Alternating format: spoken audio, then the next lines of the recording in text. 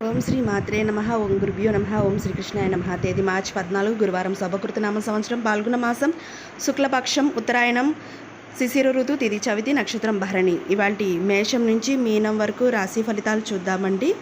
మొట్టమొదటిగా మేషరాశి.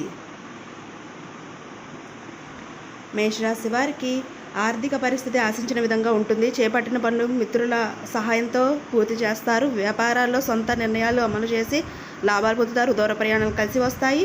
వృత్తి ఉద్యోగాల్లో సంతృప్తికరంగా సాగుతాయి. సోదరు నుండి శుభకార్య ఆహ్వానాలు అందుతాయి. తదుపరి వృషభ రాశి. వృషభ రాశి వారికి కుటుంబ సభ్యులతో అకారణ వివాదాలు చికాకు పరుస్తాయి. దీర్ఘకాలిక రుణ ఒత్తిడి పెరుగుతుంది. వృధా ఖర్చులు పెరుగుతాయి.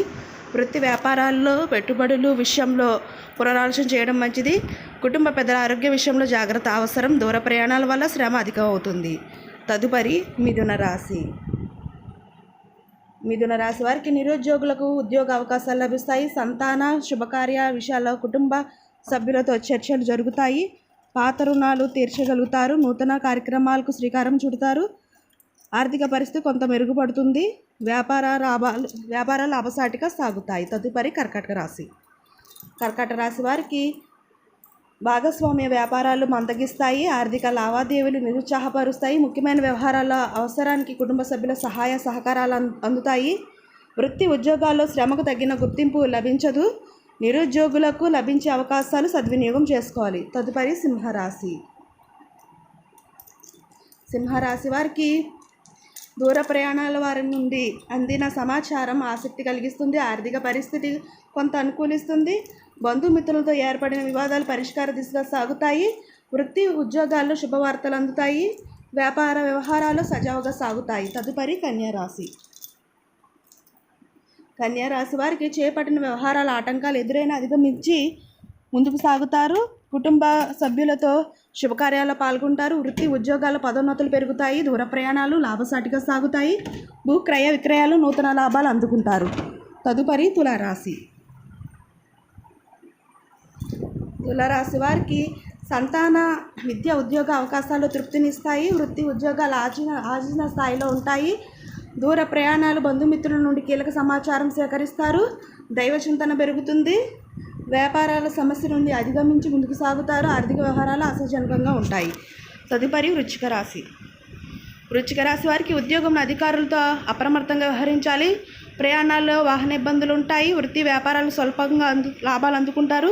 భూ క్రయ విక్రయాల్లో తొందరపాటు మంచిది కాదు. మిత్రులతో అకారణ వివాదాలు కలుగుతాయి. మానసిక ప్రశాంతత లోపిస్తుంది. తదుపరి ధనుసు రాశి. ధనుసు రాశి వారికి దీర్ఘకాలిక రుణ ఒత్తిడి నుండి బయటపడతారు. విలువైన గృహోపకరణాలు కొనుగోలు చేస్తారు. చిన్నటి మిత్రులతో విందు వినోదాది కార్యక్రమాల్లో పాల్గొంటారు. ఆప్తుల నుండి శుభకార్య ఆహ్వానాలు అందుతాయి. వృత్తి ఉద్యోగాల్లో నూతన ప్రోత్సాహకాలు అందుతాయి. వ్యాపారాలు లాభిస్తాయి. తదుపరి మకర రాశి. మకర రాశి వారికి చాలా కాలంగా వేధిస్తున్న సమస్యల నుండి ఉపశమనం పొందుతారు. సమాజంలో గౌరవ మర్యాదలు పెరుగుతాయి. ఉద్యోగులకు అధికారుల అనుగ్రహం కలిగి హోదాలు పెరుగుతాయి. జీవిత భాగస్వామితో నూతన కార్యక్రమాలకు శ్రీకారం చుడతారు. ఆప్తుల నుండి ఊహించిన ఆహ్వానాలు అందుతాయి. తదుపరి కుంభరాశి.